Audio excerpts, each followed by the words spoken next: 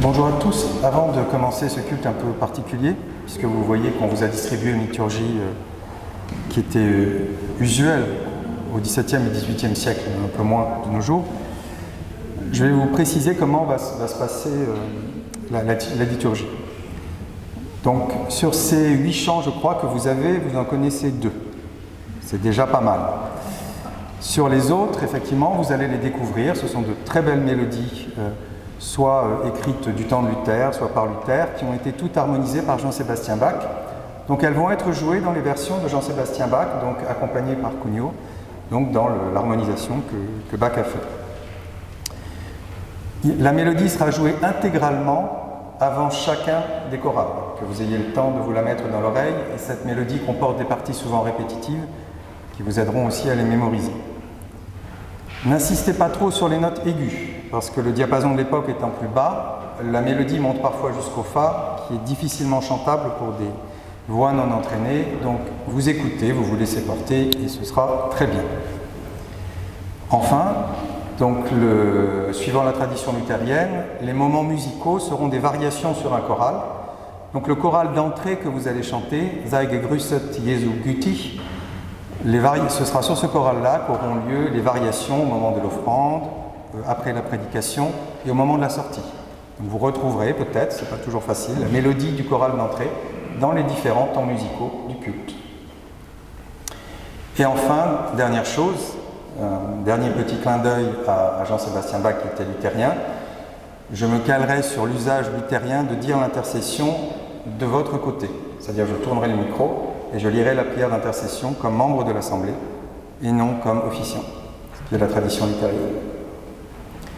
Voilà, ça fait beaucoup de choses, mais je suis sûr qu'avec l'aide de l'Esprit, ce sera un culte magnifique, avec beaucoup de chants, de musique et de ferveur. Nous allons donc commencer le temps musical du début pour initier le culte, et le culte commence juste après le temps musical.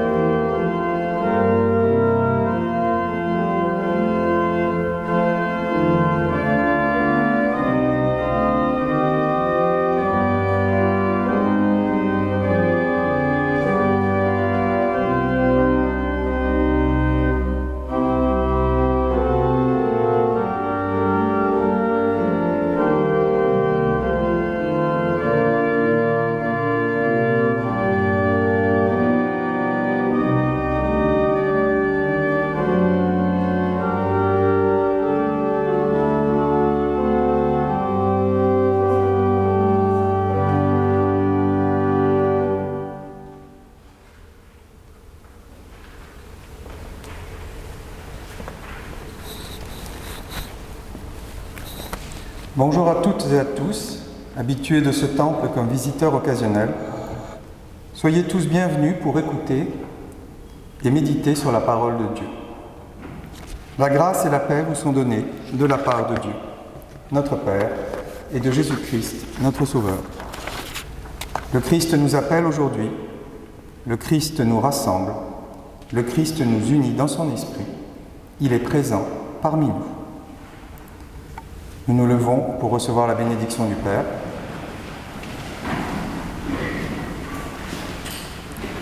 Père, nous te remercions pour ce jour et cette heure particulière, mise à part dans notre vie. Voici pour nous un temps de paix, un temps d'écoute et de louange, un temps où par ton esprit, nous apprenons à vivre en communion avec Jésus-Christ. Et voici le premier choral dont la mélodie va être jouée par Cugnot, que vous venez d'entendre.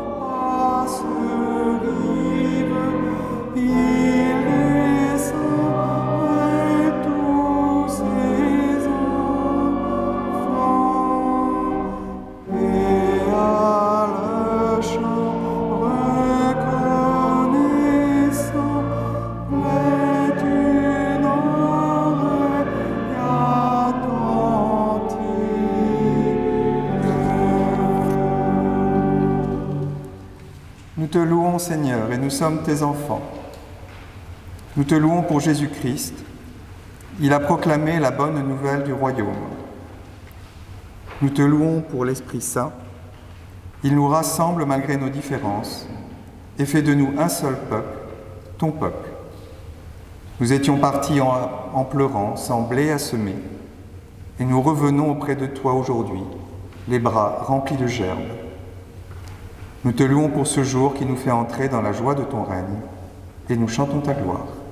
Le choral de louange.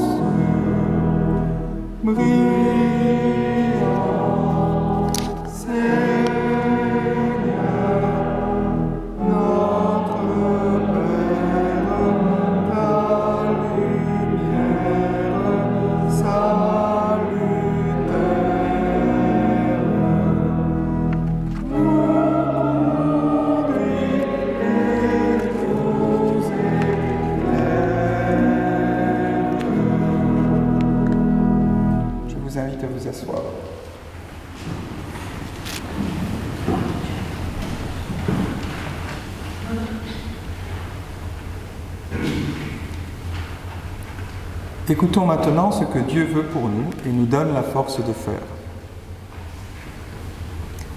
Vous avez été appelés à être libres. Seulement ne faites pas de cette liberté un prétexte pour vivre selon les désirs de votre propre nature. Au contraire, laissez-vous guider au service les uns des autres, car toute loi se résume dans ce seul commandement: aime ton prochain comme toi-même. Puissions-nous exercer notre volonté à faire la volonté de notre Seigneur, tout en reconnaissant notre impuissance, comme toute créature de la création, à l'accomplir pleinement dans nos vies. Et nous chantons le choral de la loi.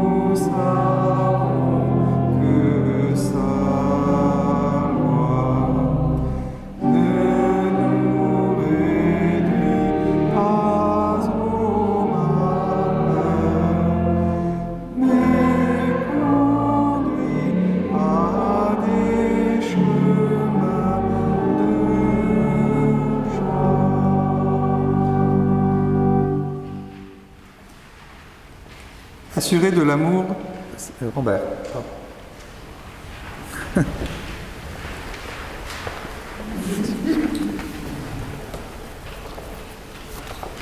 Assurés de l'amour de Dieu en Jésus-Christ, reconnaissons notre difficulté à bien faire.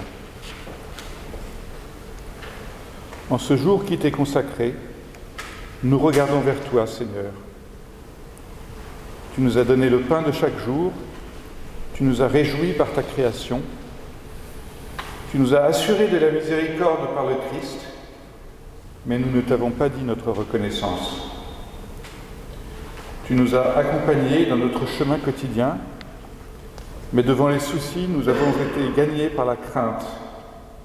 Et devant la tâche que tu nous indiquais, nous avons failli.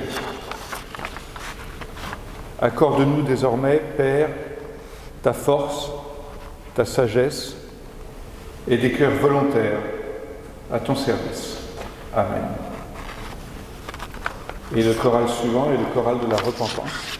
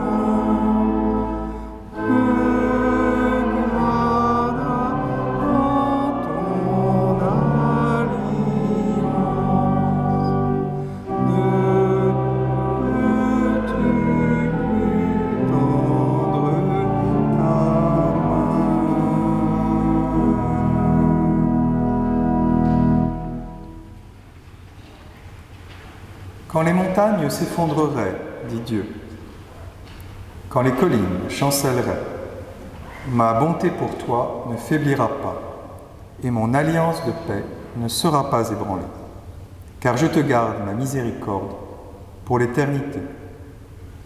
Et voici comment Dieu a manifesté dans les évangiles l'alliance qu'il unit à l'homme.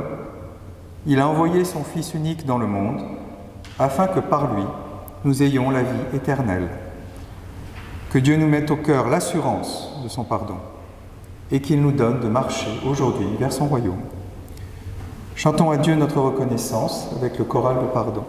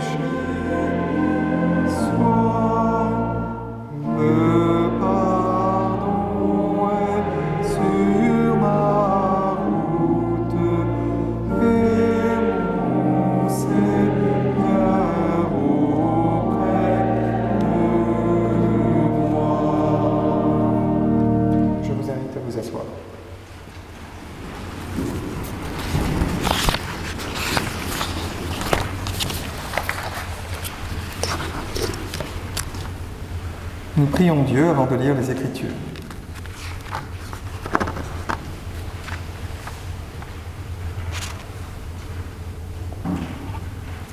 Notre Père, qui nous voit ici rassemblés en ton nom,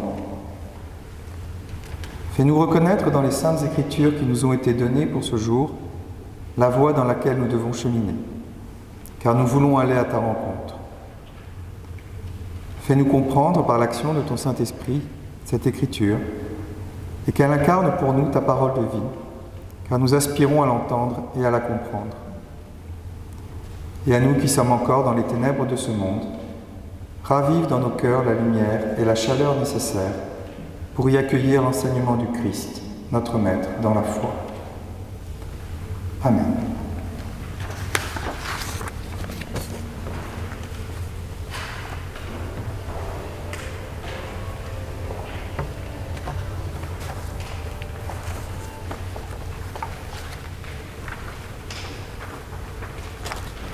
Lecture du livre de Daniel, chapitre 7, versets 13 à 14.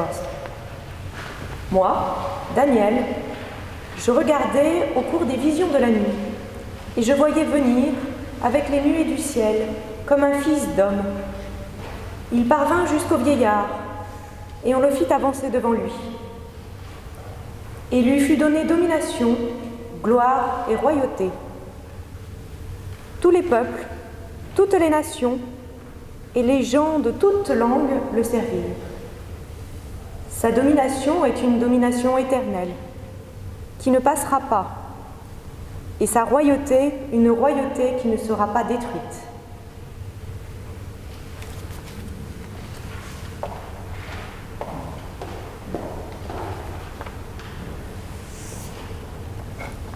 La deuxième lecture est tirée du livre de l'Apocalypse, chapitre 1, les versets 5 à 8. À vous la grâce et la paix de la part de Jésus-Christ, le témoin fidèle, le premier-né des morts, le prince des rois de la terre. À lui qui nous aime, qui nous a délivrés de nos péchés par son sang, qui a fait de nous un royaume et des prêtres pour son Dieu et Père, à lui la gloire et la souveraineté pour les siècles des siècles.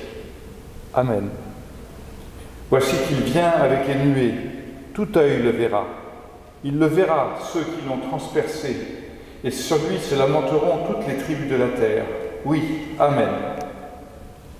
Moi je suis l'alpha et l'oméga, dit le Seigneur Dieu, celui qui est, qui était et qui vient, le souverain de l'univers.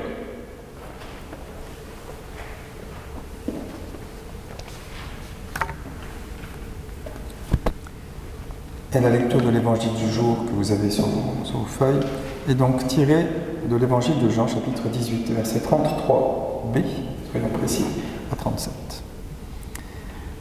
En ce temps-là, Pilate appela Jésus et lui dit : « Es-tu le roi des Juifs ?» Jésus lui demanda : « Dis-tu cela de toi-même ou bien d'autres te l'ont dit à mon sujet ?» Pilate répondit : « Est-ce que je suis juif, moi ? Ta nation et les grands prêtres t'ont livré à moi. Qu'as-tu donc fait ?» Jésus déclara : « Ma royauté n'est pas de ce monde. Si ma royauté était de ce monde, j'aurais des gardes qui se seraient battus pour que je ne sois pas livré aux Juifs. En fait, ma royauté n'est pas d'ici. » Pilate lui dit : « Alors tu es roi ?» Jésus répondit : « C'est toi-même qui dis que je suis roi. Moi je suis né, je suis venu dans le monde pour ceci, rendre témoignage à la vérité. Quiconque appartient à la vérité, écoute ma voix. » Et nous chantons le chant de l'illumination pour bien nous préparer à l'écoute de la prédication. Réveillez-vous les dormeurs, Wachat dor, Erwacht et Erschlefer.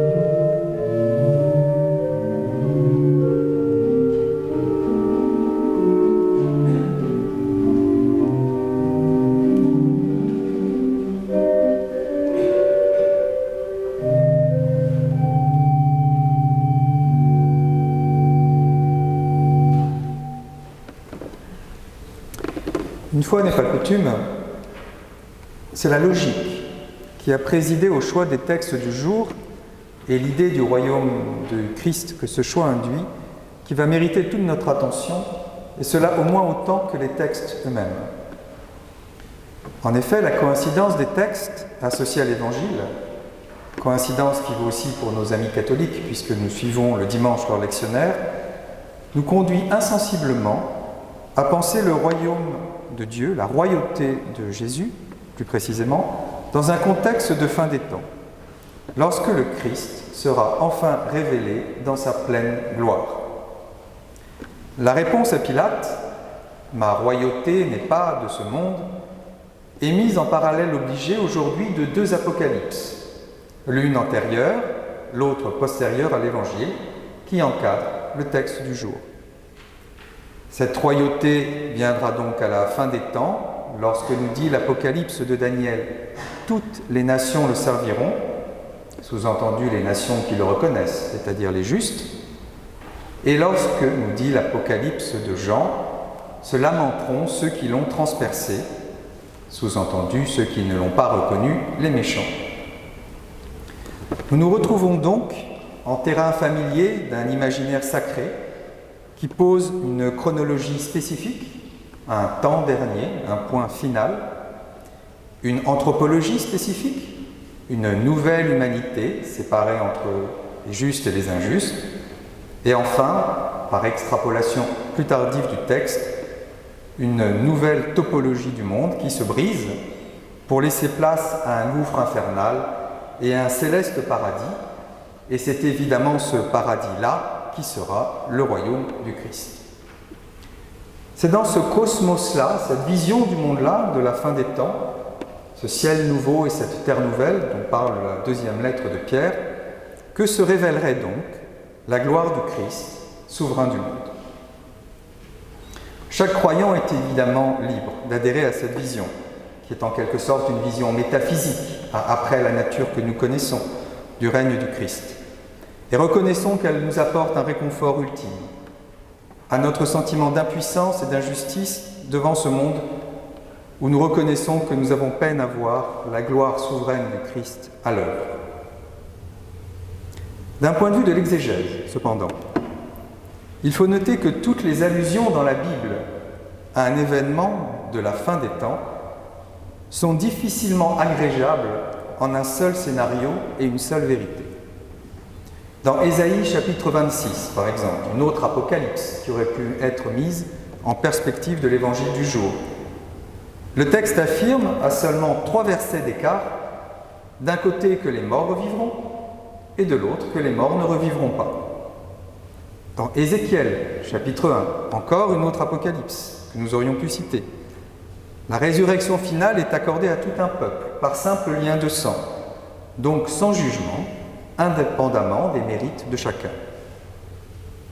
Quant à l'Apocalypse de Jean, chapitre 21, à la suite de ce que nous avons lu, il faut noter d'abord que la Jérusalem céleste est bien sur terre, et non dans le ciel, cela est précisé 2 fois, et qu'elle se présente plutôt comme une communauté hippie des années 60, sans temple, sans palais, sans marque d'autorité, que comme une capitale royale, dominée et ordonnée par le Christ, qui d'ailleurs dans ce chapitre 21 n'est jamais mentionné comme souverain. Au regard de la tradition, notre représentation de la fin des temps doit donc davantage aux écrits de Grégoire le Grand au 7e siècle qu'au texte biblique. Au mieux donc, si la seule façon d'interpréter correctement la royauté du Christ était de la projeter une bonne fois pour toutes à la fin des temps, le croyant aurait encore devant lui un large choix de scénarios possibles pour faire travailler son imagination. Et au fond, c'est très bien ainsi, et je dirais même c'est essentiel.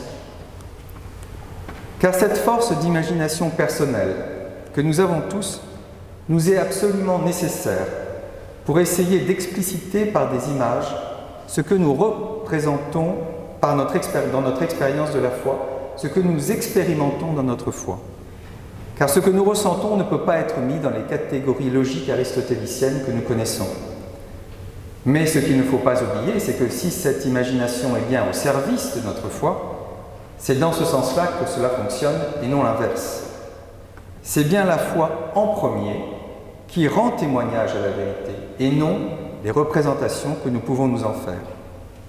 Il est donc important, lorsque nous étudions ces textes, de comprendre dans un premier temps l'événement déclencheur, l'événement premier, qui est la foi d'un Jean ou d'un Paul, pour appréhender seulement dans un deuxième temps le fruit de cette foi, qui sont les images que eux choisissent pour en témoigner au plus près de la compréhension que eux en ont dans leur temps, leur contexte et leur expérience de vie. Et ce qu'ils entendaient exactement en mentionnant et même en écrivant ce terme, la royauté du Christ. Que confessait donc, peut-être, parce que là aussi j'utilise mon imagination d'une certaine façon, mais que confessait donc peut-être un Jean ou un Paul en annonçant la royauté du Christ, et pourquoi ont-ils précisément retenu ce terme qui, objectivement, semble si étranger à ce qu'a été dans le monde antique la vie de l'homme Jésus. Parmi les pistes d'interprétation possibles considérées comme fructueuses par les théologiens, il est intéressant de se pencher sur le statut de l'être humain dans la société antique. Pour Jean, pour Paul, pour tout habitant du monde antique, exister, être un individu en quelque sorte, c'est d'abord exister par rapport à des puissances de référence. Un empereur, une famille, une tribu, une corporation ou tout un jeu de lois et de coutumes. Or, précisément, le message du Christ amène dans cette hiérarchie de puissances bien ordonnée un bouleversement équivalent à une vraie désagrégation du monde. Christ brise les obédiences physiques pour ne laisser à l'individu qu'un seul roi vers qui se tourner, l'Éternel, Seigneur de la création. Et il dissout toutes les règles morales et civiles pour ne laisser dans l'éthique de la personne qu'une seule loi dans son royaume, le service du prochain. Christ entend donc bien régner dans ce monde, selon le sens que pouvaient leur donner les premiers disciples, mais pas selon les normes d'une administration romaine représentée par Pilate, non pas comme une instance autoritaire. « Je ne suis pas venu au monde pour cela », explique Jésus. Si le Christ règne sur un peuple, sur son peuple, ce n'est presque pas en roi, mais plutôt comme membre de sa communauté, car il partage et veut partager sa gloire divine avec chacun de ses disciples, avec chacun des croyants, même le plus imparfait et le plus faible. Car je suis à travers vous. Évangile de Jean au chapitre 6.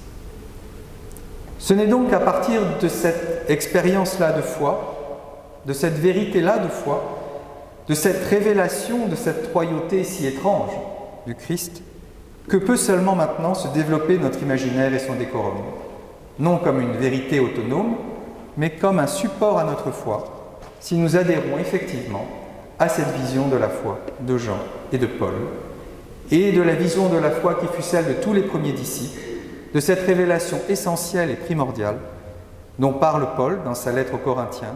Vous qui recevez maintenant cette révélation, c'est bien le terme apocalypse qui est utilisé, qui vous affermira jusqu'à la fin.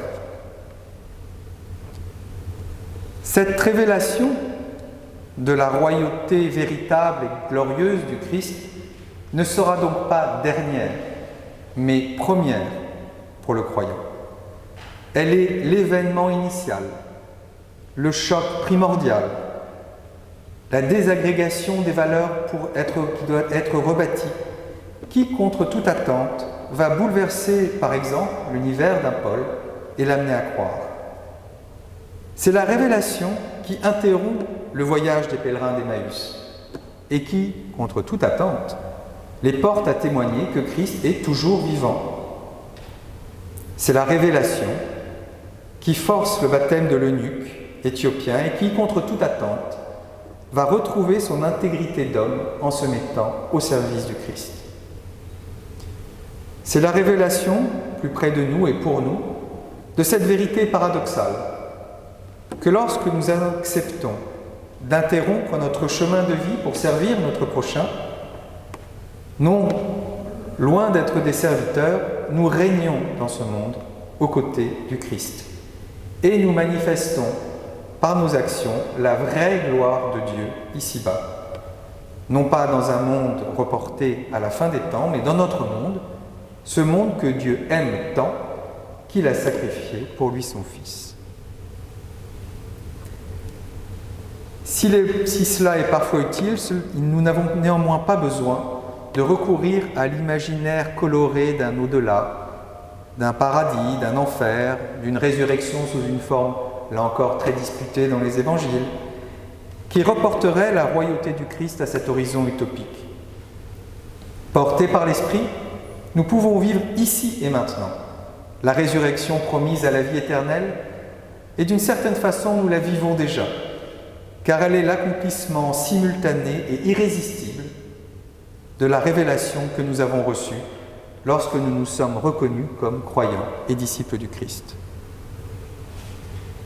Et nous, disciples du Christ sans couronne, sinon d'esprit, mais déjà rois dans son royaume, sommes pleinement ressuscités par notre foi en Christ, ou comme le dit le catéchisme d'Heidelberg de 1563, qui est le catéchisme le plus orthodoxe de la foi réformée, à la question 49, nous croyants avons notre chair au ciel, car nous avons le gage que Christ nous élève à lui. Ce qui est une autre façon de dire que nous régnons déjà à ses côtés. En conclusion, la coïncidence tout à fait orientée des textes du jour nous a permis de préciser ce qui cristallise, selon le mot du philosophe François Julien, la décoïncidence du royaume du Christ. Cette royauté ne peut se vivre que dans et avec le monde, mais par des hommes et des femmes qui ne s'aliènent à aucun pouvoir du monde. Cette royauté est faite d'engagement, mais c'est ainsi qu'elle guide vers la vraie liberté. Cette royauté est faite de servitude, mais par là, elle élève à la gloire même de Dieu. Et à ceux que la révélation de cette royauté paradoxale, et on les comprend, peut laisser perplexes, nous ne pouvons au fond que répéter les mêmes paroles que celles que Jésus a dit à Pilate. « Tu te demandes si je suis roi.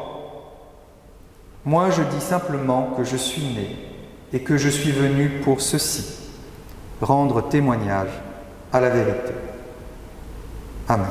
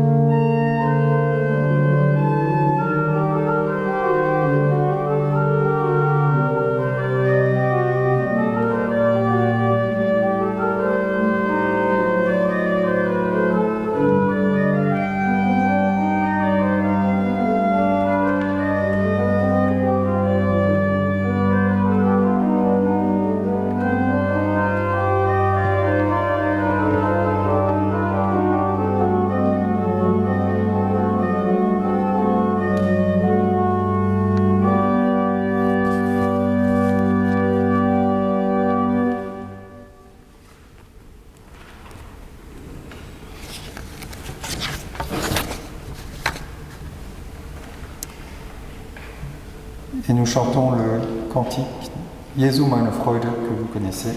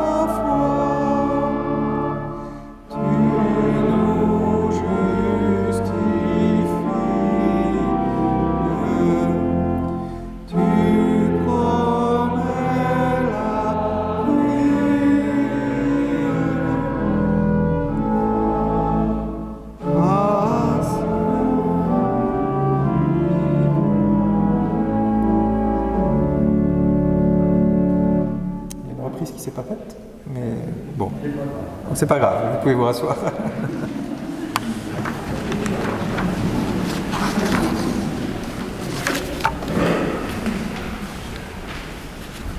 Par contre, je vais vous demander de vous relever pour écouter la confession de foi.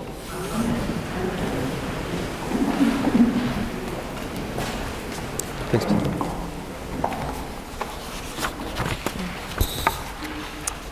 Lisons ensemble la confession de foi écrite par Luther. Alors c'est dans vos cantiques, on ne la chantera pas, mais vous avez toutes les paroles pour la lire en même temps que moi.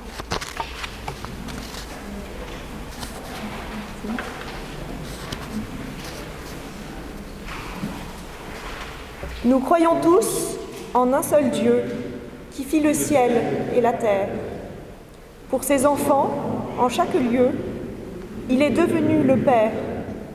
Il veut nous nourrir sans cesse, garder nos cœurs et nos âmes, nous préserve des détresses, du mal, des coups et des larmes. De nous, il a toujours le souci. Il veille sur nous le jour, veille la nuit. Tous les êtres lui sont soumis. Nous croyons tous en Jésus-Christ et de même gloire, qui règne auprès de notre Dieu. Seigneur, depuis sa victoire, il naît de la Vierge Marie. Pour être en ce monde un homme, l'Esprit Saint vivait à travers lui. Pour nous, pécheurs, il rendit l'âme. Il se laissa attacher au bois et accepta de périr sur une croix pour nous faire vivre dans sa foi. Nous croyons au Saint-Esprit, Dieu avec le Christ et le Père, qui vient en aide à notre esprit par ses dons et sa lumière. Il fait l'unité des frères, il absout et il pardonne.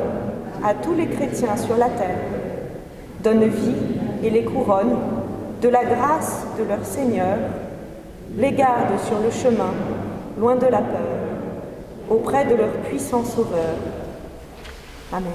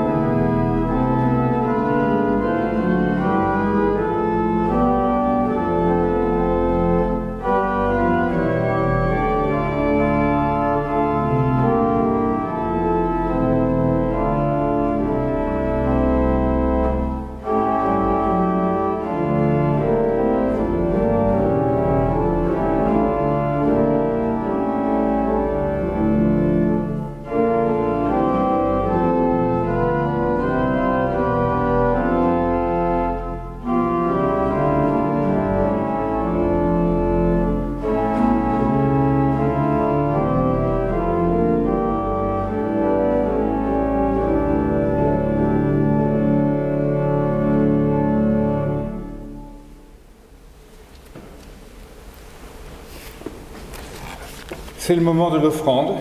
Comme le disait Jean Calvin, ne donnez pas l'offrande comme une rançon payée à Dieu contre votre salut, mais comme un gage de votre joie à le servir.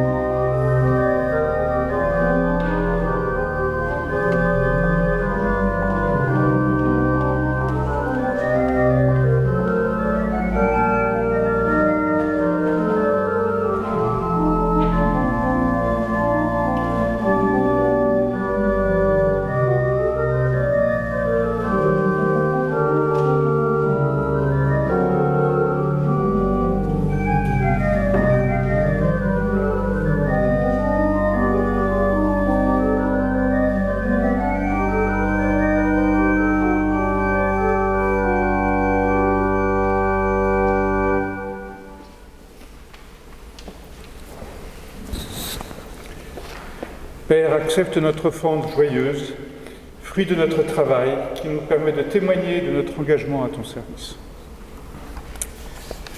Alors c'est le moment des annonces. Vous le savez sans doute, ce week-end, nos pasteurs participent au synode régional annuel.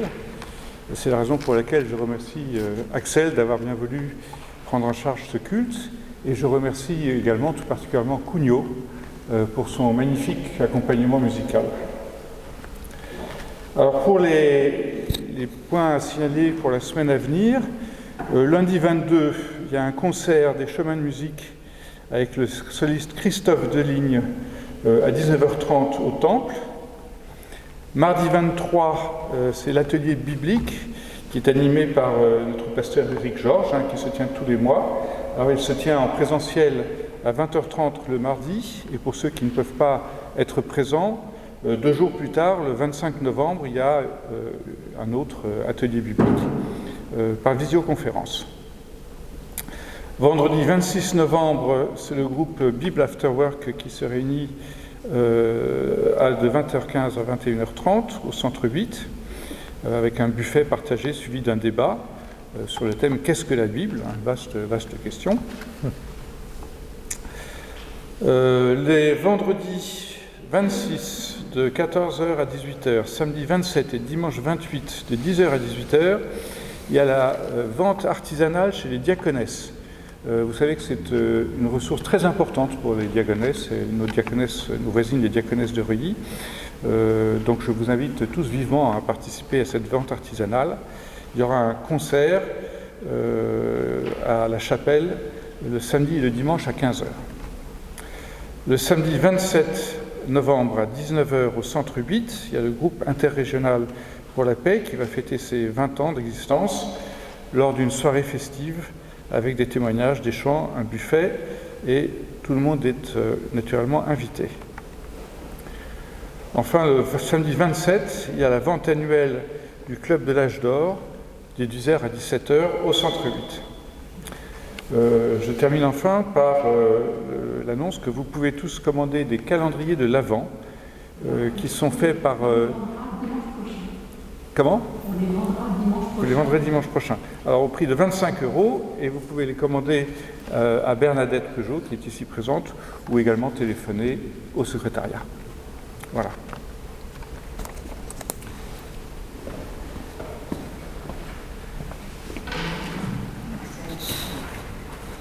Oui, je n'ai pas oublié.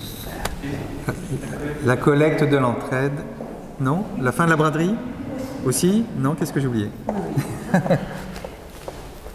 Je prends l'initiative de prendre la parole parce que la braderie s'est tenue hier et grâce à un mouvement de solidarité merveilleux de la paroisse, ça s'est très bien passé. J'aurais voulu faire venir tous les bénévoles ici présents, que je vois nombreux. Et bien, faisons-le. Faisons-le. Et tous ceux qui ont participé à la braderie, très ici. Bien, Claire, c'est une activité de la paroisse. Claire, Joël, Roselyne, venez. Midori, Yann, qu'est-ce qu'il y a encore Marie-Hélène, bien. Et plein d'autres absents que je ne vois pas. Et ça s'est passé d'une manière très amicale, efficace. On a fait plaisir à beaucoup de gens qui n'ont pas d'argent, qui ont pu acheter à moindre prix.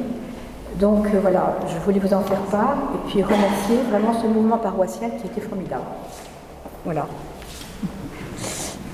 Voilà. Voilà, merci. Merci à toutes et à tous.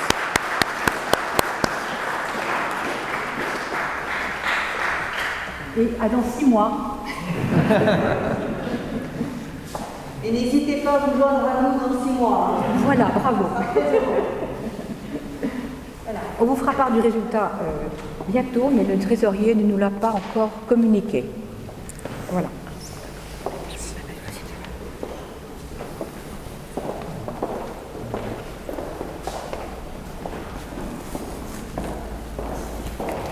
Merci Aude, c'est un exemple concret de la royauté du Christ dans ce monde, mis en œuvre.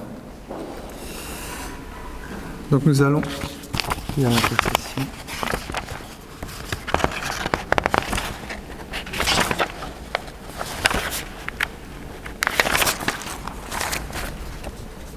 Donc, suivant l'usage du terrien, je le lirai du côté de l'Assemblée.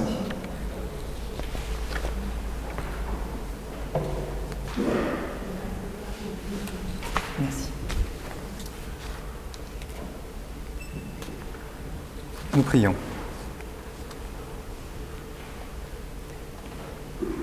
Dieu notre Père, ton Fils Jésus est lumière pour aujourd'hui et pour le monde à venir. Par son intercession, nous espérons que tu recevras maintenant notre prière. Donne à ton Église d'être un reflet fidèle de ta vérité et de ta volonté à faire vivre cette création.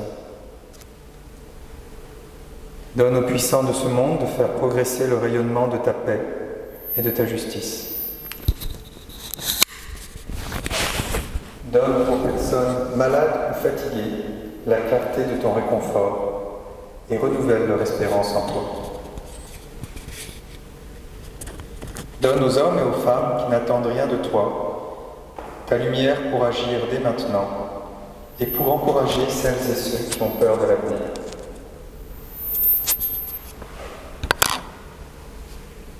Donne à nos défunts de reposer en ta lumière après avoir pu la transmettre.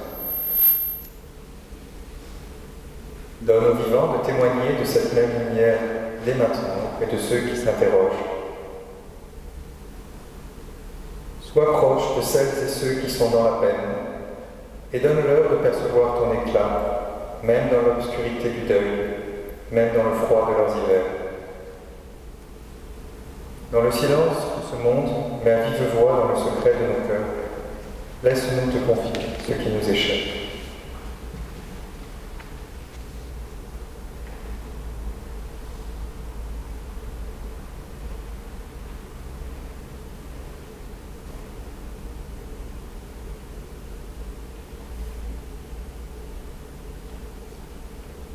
Dieu vivant, commencement et fin de notre vie éternelle, origine et accomplissement de toutes choses en nous, fais-nous la grâce d'être associés dès maintenant à la royauté de notre Seigneur. Et maintenant, en présence de Jésus-Christ, prie à nos côtés, nous te disons: Notre Père, qui es aux cieux, que ton nom soit sanctifié, que ton règne vienne, que ta volonté soit faite sur la terre comme au ciel. Donne-nous aujourd'hui notre pain de ce jour.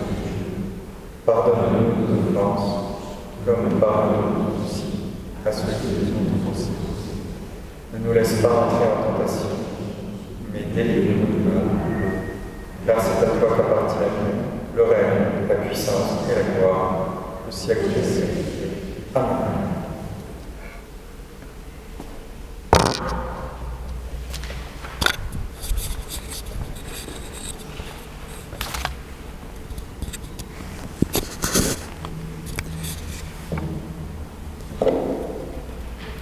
Nous avons reçu ce matin, à travers les Écritures, la parole de Dieu.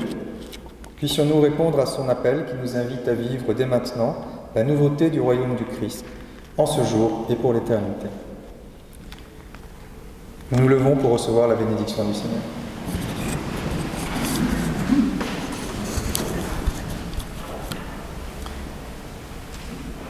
Portés par son esprit, guidés par sa parole, tenez-vous prêts, avec la ceinture serrée autour de la taille et vos lampes allumées, car le monde du royaume s'ouvre à vous. Allez dans ce monde avec vos sœurs et vos frères, avec la mémoire de tous les disciples qui vous ont précédés et dans l'attente de tous ceux qui vous suivront. Allez maintenant dans la joie de notre Seigneur, car vous êtes le sel de cette terre.